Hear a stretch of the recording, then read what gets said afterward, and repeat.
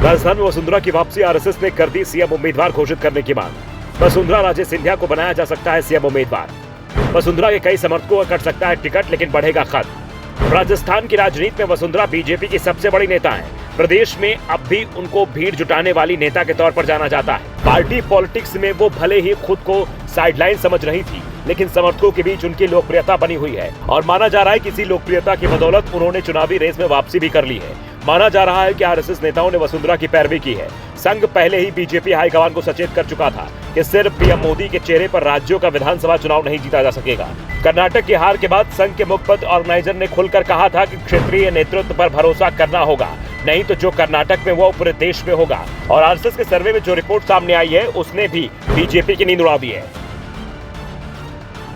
संघ की ओर से दावा किया गया कि पिछले महीने में जब से वसुंधरा की नाराजगी खबरें तेजी से चलना शुरू हुई हैं, राजस्थान की बाजी बीजेपी के हाथ से फिसलना शुरू हो गई है। 2 महीने पहले बीजेपी को आसानी से 120 सीट मिलती दिखाई दे रही थी, जो 100 से भी कम हो गई है। दूसरी ओर कांग्रेस जो मुकाबले में आने की कोशिश कर रही थी, वो अब मजबूती से वापसी कर चुकी है और वसुंधरा को बीजेपी ने किनारे रखा, तो नाराज वसुंधरा की वजह से इस बार रिवाज भी बदल सकता है। ऐसे में दावा किया जा रहा है कि बीजेपी भले ही वसुंधरा को सीएम उम्मीदवार घोषित न करे, लेकिन वसुंधरा को बड़ी जिम्मेदारी सौंपने की तैयारी शुरू हो गई है। वसुंधरा पार्टी के स्टार प्रचारक होंगी, ये तो पहले ही तय माना जा रहा है। उनकी चुनाव में सबसे ज्यादा सभाएं कराने की तैयारी भी हो रही है और वसुंधरा के चेहरे पर लौटी खुशी भी अब बता रही है कि उनकी राह फिर से आसान होती दिखाई दे रही है। लेकिन वसुंधरा को इस बार सत्ता आसानी से नहीं मिलेगी, इसका एहसास भी राजे को हो गया है। उनके कई समर्थकों के टिकट काटे जाने की तैयारी हो गई है। वैसे 2 दिन पहले वाले हालातों में बदलाव भी हुआ है। जब शाह और नड्डा जयपुर पहुंचे थे, तो मीटिंग में उन्होंने 50 से 60% विधायकों के टिकट काटने की बात कही थी, लेकिन अब संघ के समर्थन के सहारे वसुंधरा ने इसे 30% से भी कम कर दिया है।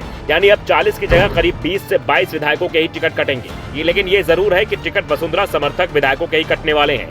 दूसरा ये कि वसुंधरा राजे सिंधिया को इस बार टिकट वितरण में पहले की तरह छूट नहीं मिलेगी। उम्मीदवार मजबूत होगा तो उसे भी टिकट मिल पाएगा। इसके साथ ही जयपुर में वसुंधरा समर्थकों के टिकट काटे जाएंगे, ये भी तय हो गया है। फिलहाल वसुंधरा के तेवर अब बदले हुए दिखाई दे रहे हैं। राजे ने कहा है कि राज्य में फिर से बीजेपी की सरकार आएगी और फिर से विकास होगा। रुके हुए विकास कार्यों को भी गति मिलेगी।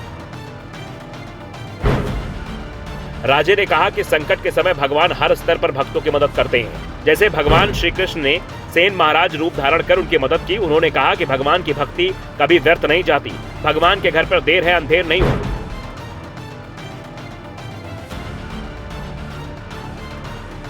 साफ है, देरी से ही सही, वसुंधरा को उम्मीद है कि अब पार्टी हाईकमान उनकी मांग मानने को तैयार हो गया है और अब जल्द ही वसुंधरा के बदले हुए तेवर जमीन पर दिखाई देना शुरू हो जाएंगे।